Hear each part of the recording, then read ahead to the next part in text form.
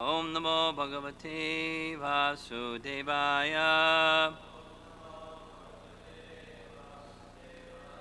Om Namo Bhagavate Vasudevaya.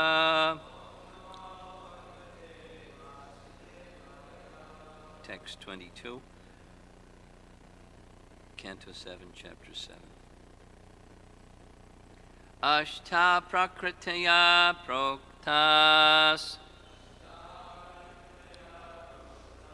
Traya Eva Hi Tadguna Vikara Shodasha Charyai Puman Eka Samanvayat Ashta Prakritaya Proktas Traya Eva Hi Tadgunaha Vikara Shodasha Charyai Pumaneka Samanvayat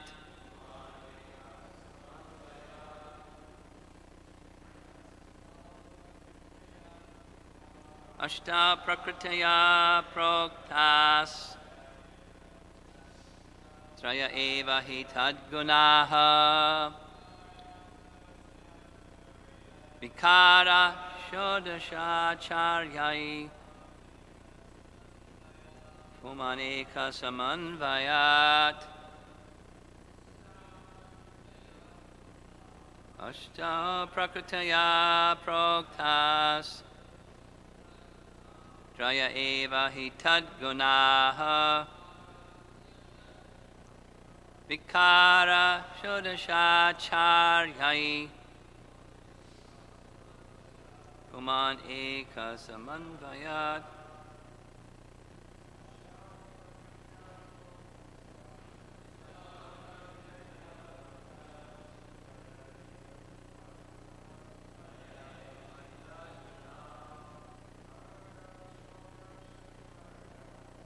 Vikara Shodasha Charyai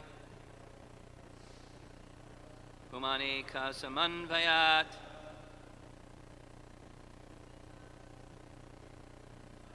Ashta Prakritaya Proktas Traya Eva Hi Tadgunaha Vikara Shodasha Charyai Puman Eka Samanvayat. Ashtau 8 Prakritayaha material energies. Prokta it is said. Trayaha 3 Eva certainly. He indeed. Tat gunaha the modes of material nature. Vikaraha transformations. Sodasha 16 Acharyai by the authorities. Puman the living entity. Ekaha 1 Samanvayat from conjugation. Translation. The Lord's 8 separated material energies, the 3 modes of material nature, and the 16 transformations. And there's brackets. The 11 senses and the 5 gross material elements like earth and water. Within all these, the one spirit soul exists as the observer. Therefore, all the great acharyas have concluded that the individual soul is conditioned by these material elements. Purport by Srila Prabhupada. As explained in the previous verse, text 21. Kshetreshu deheshu tatatma yogayar adhyatma vid brahmagatim labheta. Translation: a spiritually advanced person can understand how the spiritual particle exists within the body, and thus by cultivating spiritual knowledge, he can attain perfection in spiritual life. The intelligent person who is expert in finding the self within the body must understand the 8 external energies which are listed in Bhagavad Gita 7.4. Bhumiraponalo vayu kamano bodhirevacha ahankara itiyamme pina prakritir ashtada. Earth, water, fire, air, ether, mind, intelligence, and false ego. Altogether, these 8 comprise my separated material energies. Now it gets a little complicated. Bhumi, or earth, includes all the objects of sense perception. Dash. Rupa, or form. Rasa, or taste. Gandha, smell. Shabda, sound. And sparsha, or touch.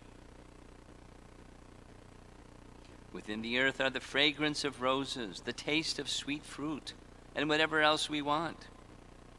As stated in Srimad Bhagavatam 1.10.4, Sarva kama dugha mahi. The earth, or mahi, contains all our requirements. Thus, the objects of sense perception,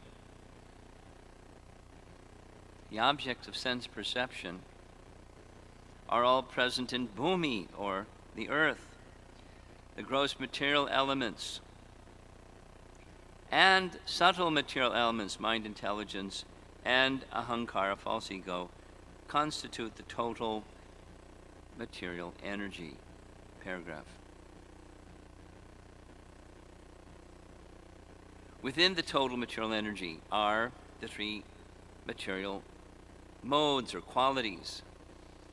These qualities, sattvagun, rajagun, tamagun, belong not to the soul but to the material energy.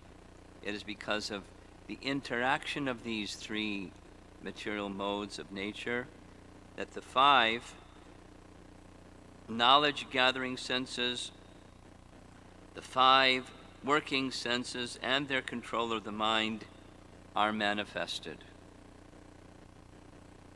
Then, according to these modes, the living entity gets the opportunity to perform different types of karma with different types of knowledge, thinking, feeling, and willing. Thus, the bodily machine begins to work. Paragraph. The living entity is individual,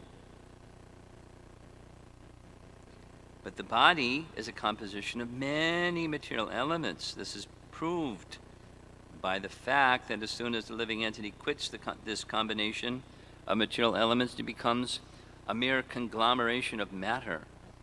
The matter is qualitatively one, and the spirit soul is qualitatively one. What's up?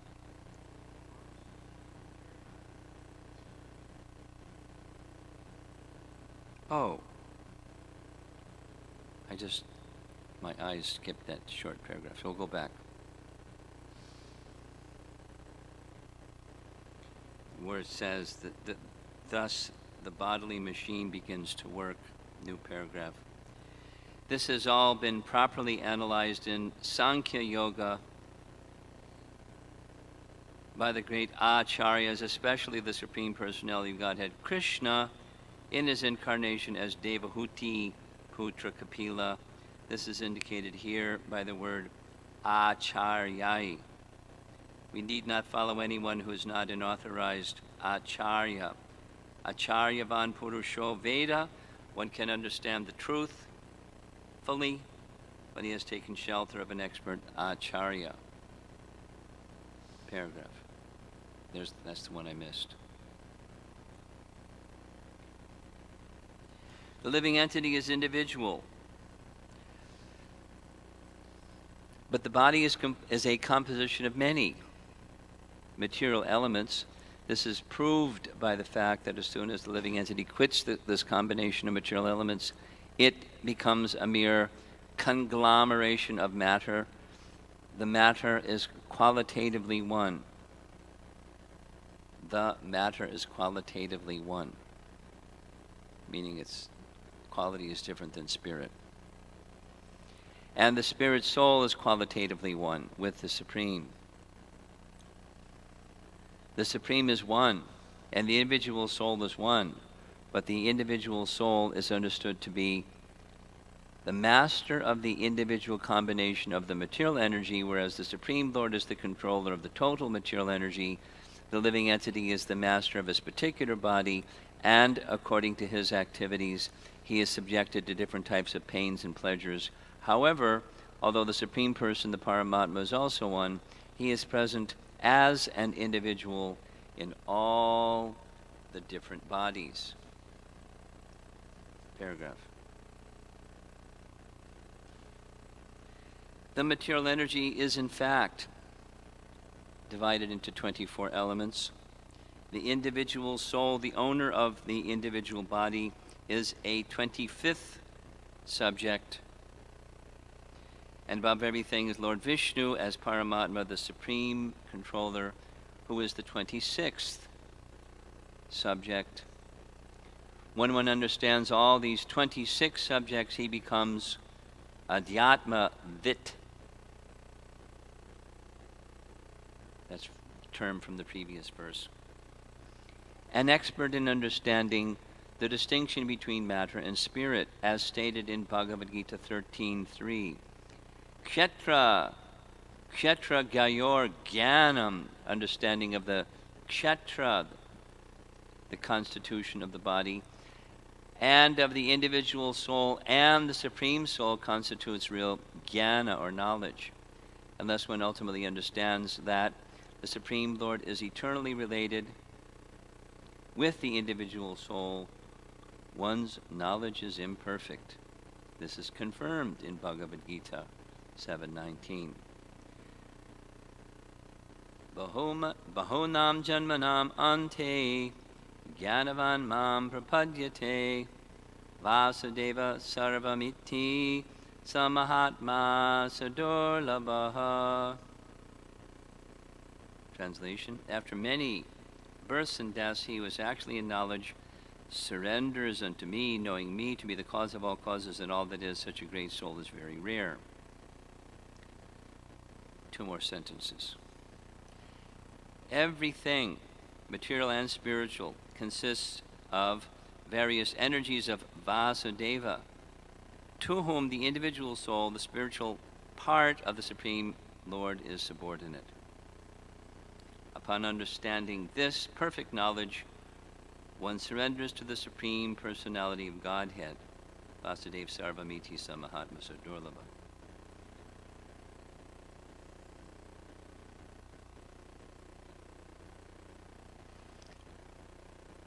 Sankhya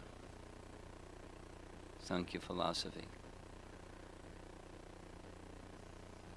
It's in Bhagavad Gita, it's in 3rd canto, here it is in the 7th canto. Transcendental knowledge is a foundation for transcendence. And, the reverse, without transcendental knowledge, there's no question of transcendence.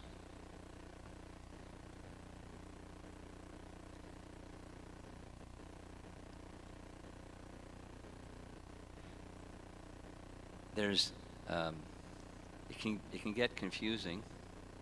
We've easily understood how it can get confusing in terms of these numbers, like starts with 8, then it goes to 16, then it goes to 3, then it's mixing, and you can get confused easily. There's a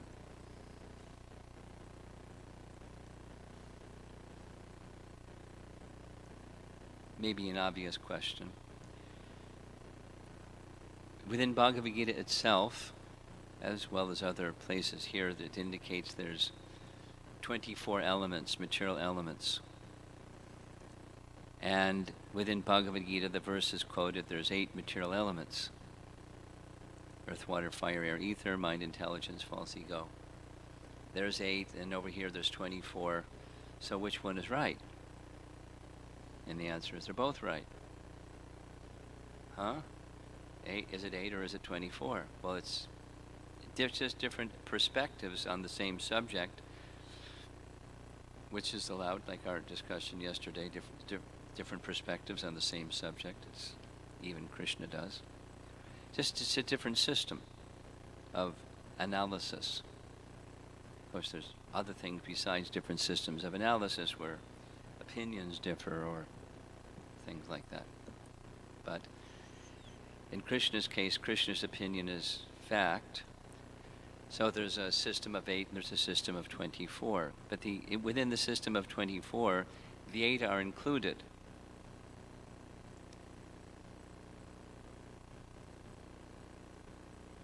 Let's just go slowly. In the process of creation, because it's mentioned here in the purport, when the modes of material nature mix with pradhan. So let's go back. Pradhan is a term that means the unmanifested state, undifferentiated state of the total material energy. One way to think of it is a big jumbled up warehouse. Everything is there, but it's undifferentiated. And it remains in that condition until agitated by the glance of Mahavishnu, and the glance of Mahavishnu specifically agitates pradhan by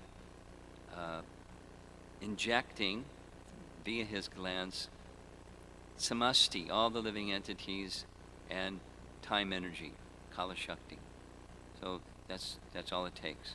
Time and the living entities. So living entities are of a different quality of energy. They're animate, and they animate dead matter. And time agitates the inert, undifferentiated condition, and in that agitated condition, the undifferentiated elements start to differentiate. They separate out. And the one that rules them all is the most subtle of them all, that's false ego. Specifically described in 3rd canto. So in this pradhan, the modes of material nature are there, but they're not active. They're dormant because they're not activated. When they become activated, then false ego mixing with the mode of goodness produces the material mind. So now we have 2 elements. We have false ego and mind. And false ego mixing with the mode of passion produces material intelligence, so now we have 3. And then false ego mixing with the mode of ignorance produces the 5 gross material elements. So 5 plus 3 is, generally it's 8. And then further manifestations, different descriptions are there, but from the 5 elements come the 5 knowledge acquiring senses, the 5 working senses, and the 5 sense objects. The 5 sense objects are mentioned in this: form, taste, smell, touch, and sound. They're within earth, without all the details. Sankhya philosophy detailed is in the 3rd canto. But the objects of the sense are within the elements. They just divide out or separate out. They can be separated out. So Prabhupada would explain like this: dig up some earth and extract as best you can citric acid. And how much citric acid are you going to extract from earth? Take that same amount of earth, place a lemon tree, and how much citric acid is extracted? Volumes. And his explanation, Prabhupada's explanation, is here it's saying it's within the earth, everything that you need is within the earth. But then another perspective on the same thing is that the living entity that's in the tree body, the citric tree, the lemon tree body, it has mystic power. The living entity within the lemon tree has mystic power. It can produce citric acid. I defy the scientists to find the citric acid in earth. They will not. Here it's saying it's within, but it's, the potential is there if you have the appropriate mystic power to extract the citric acid from earth, and otherwise you have to say it produces the citric acid. But where does it come from? From the earth. Because without the earth, the lemon tree isn't going to produce citric acid. So there's this word that's used in the last word in the verse is samanvayat.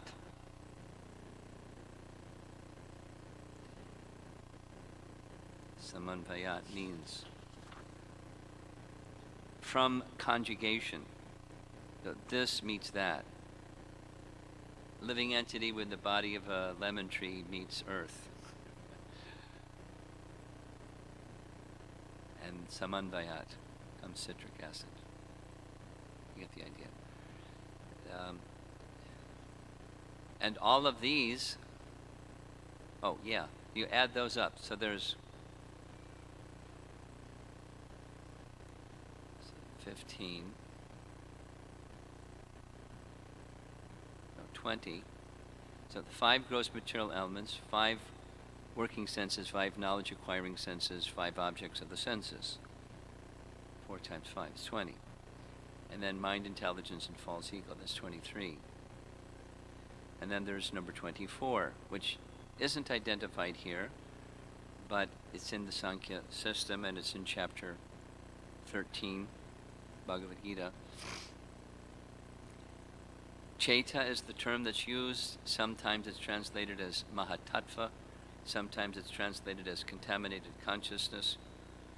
I don't know exactly the connection between mahatattva and contaminated consciousness. It's clear that the living entity is conscious and consciousness, but consciousness becomes contaminated. In any case, 24 elements we're hearing. Then there's 25 is the soul, 26 is Supreme Soul, Paramatma. So 26 elements, and one who knows these 26 from the previous verse 21 is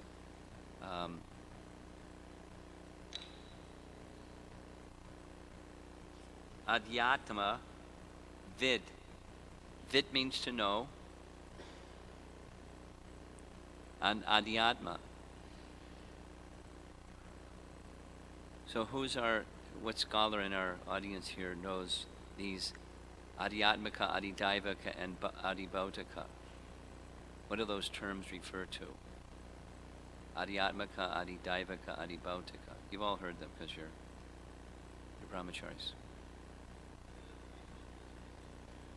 Yeah. So which one corresponds with which misery?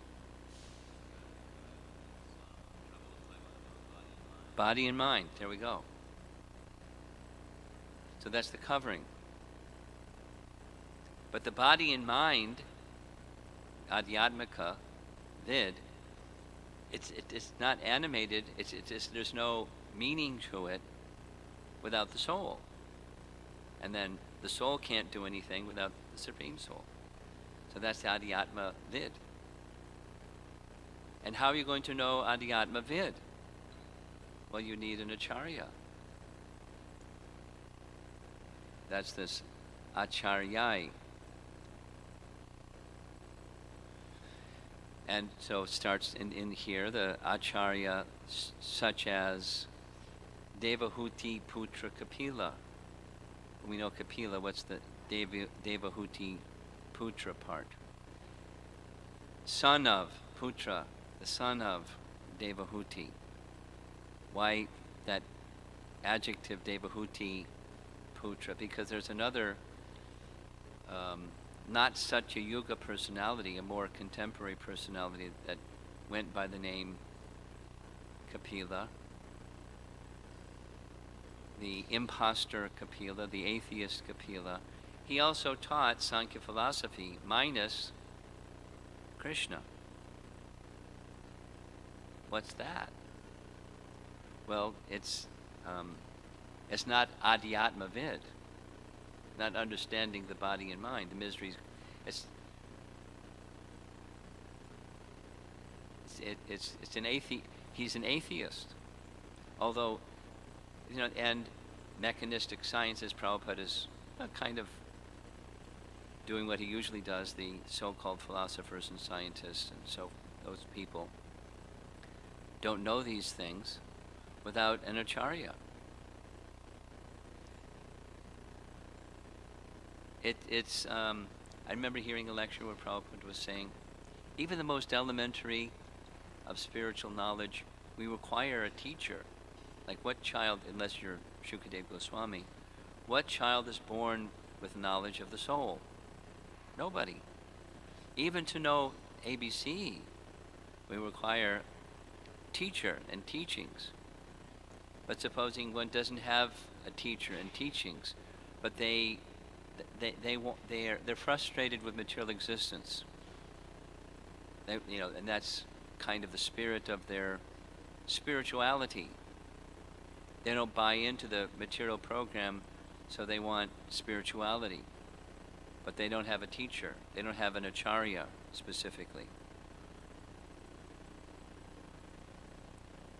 Where they're not going to end up as adhyatma vid.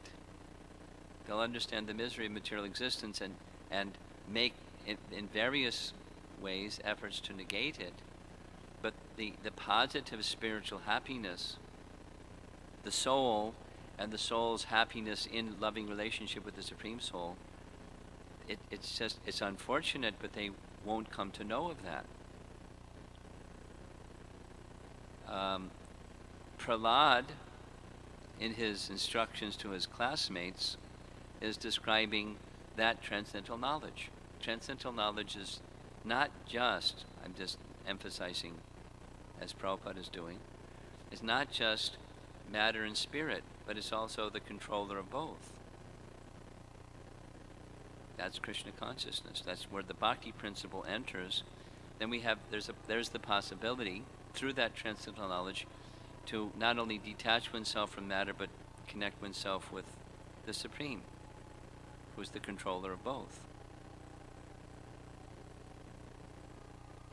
That's what he's advocating to the students, that they haven't heard it from Shanda and Amarka. They haven't heard it from their demoniac parents. They haven't heard it. And so he's very compassionate. He wants to give this opportunity to them. And as you recall from some verses back, the preamble of all of this is, please, as I had faith in words in Narada, you please have faith in my words. Here we go. That it's certainly an element of faith is necessary even when hearing from proper source. One, just say the opposite, as Krishna says, one who is faithless isn't going to make any spiritual progress. They will have faith in something else. And, try your hand at it. Those of you that have met people that are atheists or more politically cool as to be an agnostic, but actually they're atheists, largely. So that's okay. But they have faith in something else. When you have faith in something, you take shelter of that something, and it's hard to let go.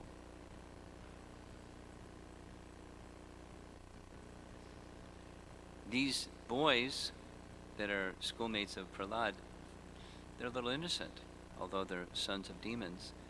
because they become very enlivened by this message, and they take to the process of bhakti, and they start having sankirtan, and when Sanda Marka walk in, it's uh-oh, problema for the boys, and particularly for the ringleader, Prahlad.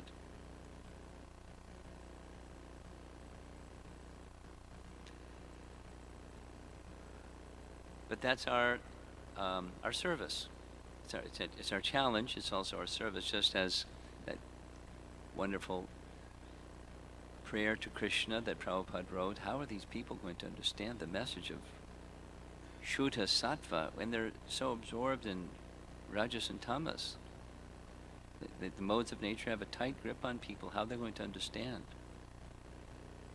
But with faith in the instruction of a spiritual master to do so, and faith in the instruction of the teachings of Srimad Bhagavatam, how to administer this bhavaushadha, the medicine for the soul, he went forward, just with faith in that principle. Order of spiritual master, teachings of Srimad Bhagavatam.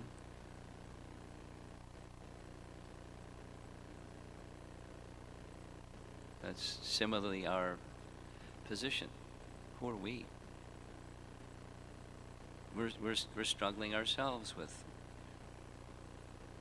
material conceptions of life and mind and senses and the whole picture. But it's possible by this descending mercy process to become adhyatmavid and move to the transcendental position and share that with others also on the way. I'll end with that. See if there's any comments or questions here this morning.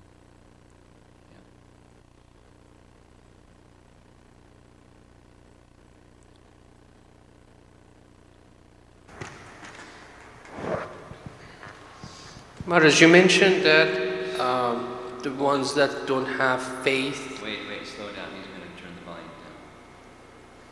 Go ahead. Try the again. ones who Take don't... it from the top. I couldn't hear. It was too much.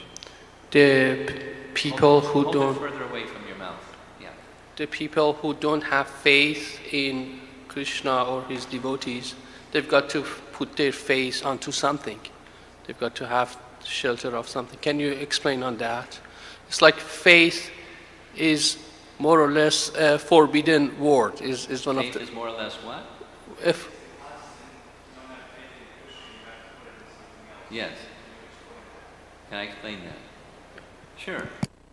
Faith is of the soul. In the soul's purified state, there's faith in Krishna. In the soul's covered state, it's still there because it's of the soul, but it's conditioned by the modes of nature. So faith will take a different form according to the modes of nature that the living entity is covered by. And then there's divisions of faith. There's a whole chapter in Bhagavad Gita. But the principle is faith is already there. Faith is intrinsic to the soul. So if not in relation to Krishna, according to the modes of nature, what's your favorite mode? And then that's going to determine the nature of the faith of someone. All right? What are some examples? Some examples. Faith in the quality of goodness, faith in the quality of passion, faith in the quality of ignorance. There's somebody that's opposing me. I should destroy them. And I have my methods of destroying those that oppose me. I have faith in those methods. Passion. I'll find happiness if I get objects. To get objects, I need power, I need money, I need a good education so I can get a good job, so I can get good money, so I can get the objects, so I can become happy, driven by passion, faith in the mode of passion, or the Olympic athlete, or whatever. Then I get happiness.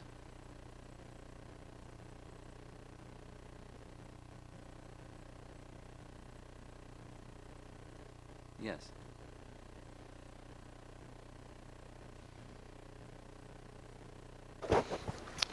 When you were mentioning the Mahatattva, and I always hear the term like contaminated consciousness, but I guess I wanted more clarification on if that means that the soul itself has some sort of contamination, or is it simply because he has a contaminated subtle body that he's considered contaminated?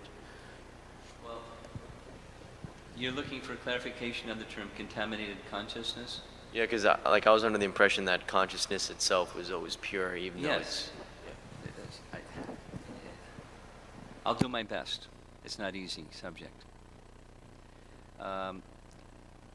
We have consistently heard from Srila Prabhupada, the soul is both conscious and consciousness. So in the soul's original state, the soul is pure. The soul doesn't mix with matter. But through the agency of false ego, the soul identifies with matter. The soul is always transcendental, but, just say it again, through the agency of false ego, we identify with matter, and that's how we become conditioned by matter, although we're not. Paropi, Vyasadev's realization in trance. The living entity is para. Although he's para, manute, he thinks himself otherwise. So now, consciousness is pure, but through the agency of false ego, we've identified with matter, and so our consciousness, although pure, becomes influenced. We make, it's right in the language of this purport, but we make choices. Free will choices, that's of the soul, to be implicated in matter. And we're making it every moment. It's not like once upon a time we made a mistake, a free will choice.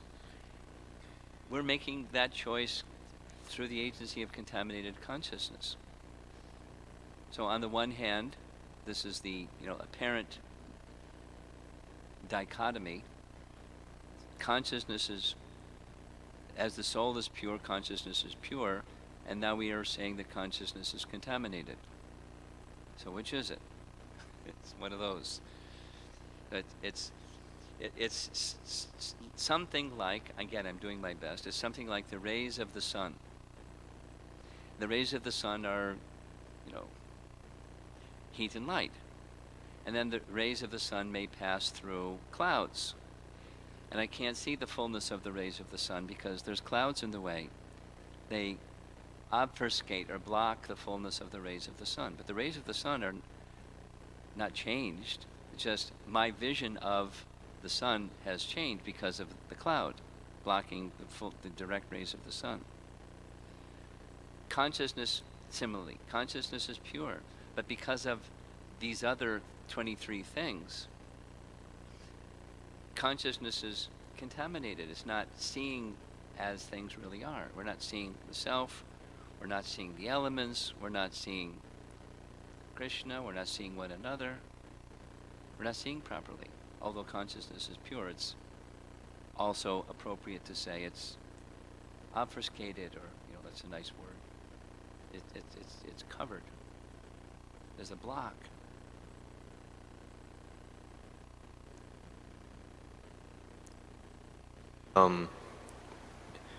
Like it has the potentiality to be pure. Yeah. Here's another example. Like air is pure, but visit Los Angeles. There's all kinds of smog. Visit Beijing. Shoo. Air is pure. Colorless, odorless, tasteless. I was riding in a car in the afternoon, and I thought, what happened? It's like almost dark. I said, oh, that's the smog of Beijing. It becomes, so it's different because consciousness is spiritual and air is not spiritual. But the comparison has its limitations. It's an analogy. But as air is pure but looks polluted, because it's just carrying other things besides air in it, consciousness is pure. But the whole surrounding of the soul through the agency of false ego misidentifying with all of it, its action is contaminated. So therefore, sometimes, chaita, contaminated consciousness. So it's a different way of looking at the same thing.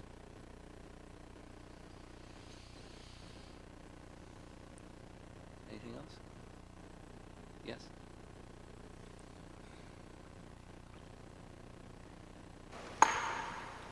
This statement here, Acharyavan Purusho Veda, one can understand the truth when he has fully taken shelter of an expert acharya. So my question, I recently heard someone related to me that a senior devotee had mentioned one time to Jai Jagannath, and he said that, I'm trying to relate it to the purport, it might be a little bit off topic. This might be a little bit off topic, but I'm trying to relate it to this. Sure. So he said that in terms of taking shelter of the acharya, the senior devotee mentioned, well, I don't care about prema, I just want to serve my spiritual master. I just want to serve Prabhupada. And it sounded like an interesting statement. And some of us were just curious, isn't the instruction of the spiritual master? I mean, it seemed a little bit. Anyway, I understand the question because I've heard the question, and I've heard the discussion on the question. And it's an interesting question. For some,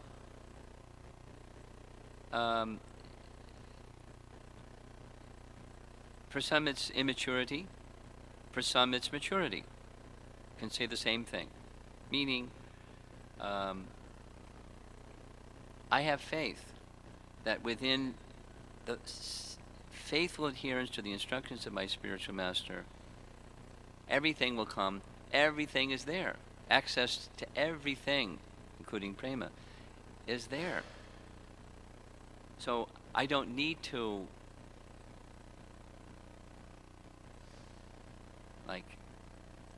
I need to stay focused.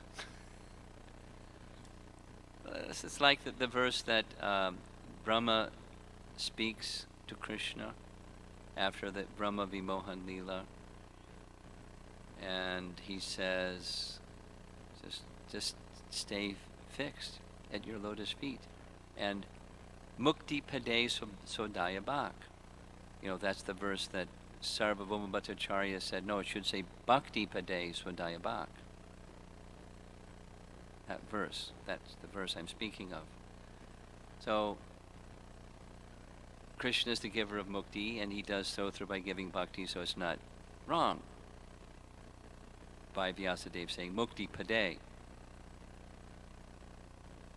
He could have said bhakti pade, and that's not wrong either. Similarly, this isn't wrong and that's not wrong.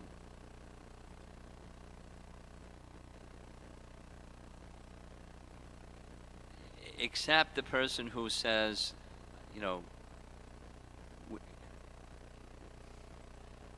like Rishabh Dev's verse, Mahat Sevam Dvaram Ahor Vimuktes. Same principle. There's a dwaram, there's an entryway. And that entry, dvaram, is Mahat Sevam. Ahor Vimuktes. So what's that mukti? It's, for a Vaishnava, specifically a Gaudiya Vaishnava, it's prema. Mahat Sevam Dwaram Ahor Vimuktes. It's the Bhagavatam's teaching. It's nothing wrong. It's not that person has they have a wrong sentiment. They have the right sentiment. It will follow as one goes further by descending mercy that comes from the Acharya. It'll be bestowed upon one.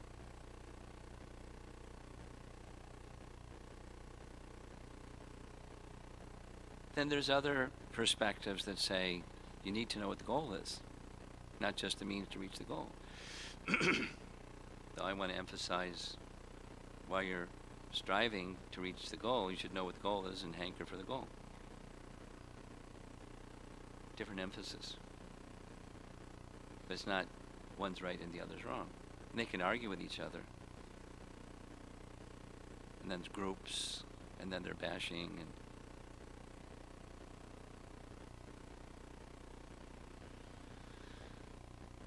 Krunanidhi, how nice to see you. Speak slowly and clearly. Maharaj, in paragraph 4, there is a statement. Prabhupada explained that how when one quits his body, that means it is a conglomeration of matter. So I was just thinking about the instance how Lord Chaitanya explained something to Mother Sachi regarding the earth when he was eating something. The Mother Sachi also explained something. So I could not get that clear idea. Can you please explain how is it related that? Can you give the microphone to Nityananda Pran? He's going to relay the question because I couldn't follow it. In the 4th paragraph of the purport, Prabhupada is referring to when the soul leaves the body. What, there's 4? In the 4th paragraph Yes. of the purport, when the soul leaves the body, Yeah. the body mixes with earth.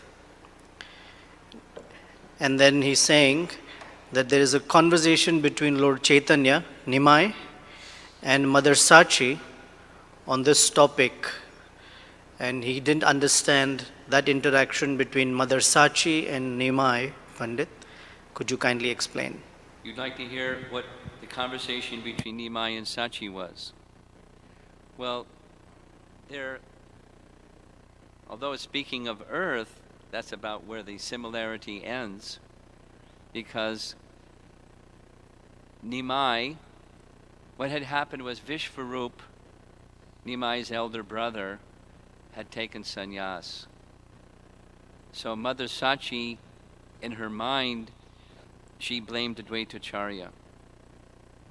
Because Vishvarup was going to hear his classes, he developed detachment by hearing his classes, so he left. So Jagannath Mishra and Sachi decided, no school for you. So Nimai was not going to school. So instead of going to school, he was sitting on a pile of the discarded clay pots that were used for cooking. And Mother Sachi saw that, and she scolded him, said, this is unclean. That's why we, put them over here, because it's unclean. And then Nimai countered, what's the difference? It's all one. The earth is simply clay pots. If I sit on the earth, you're not upset with me. And the clay pots are nothing but earth. Mother Sachi, it's all one. And she said, where did you hear this philosophy? It's all one. It's all one. Then she explained that earth, when it's shaped in the form of a pot and put in fire, then it can carry water. But the earth can't carry water. So although they're both made of earth elements, one is a pot and the other is the earth.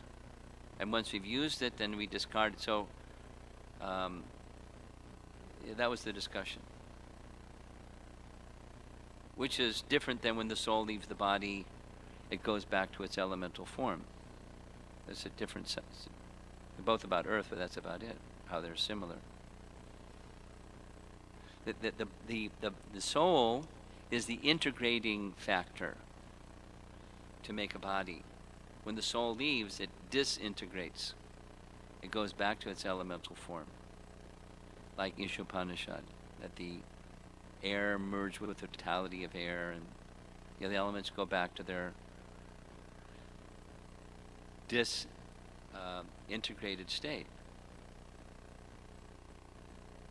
The soul is the integrating force. Okay? Srila Prabhupada ki jai.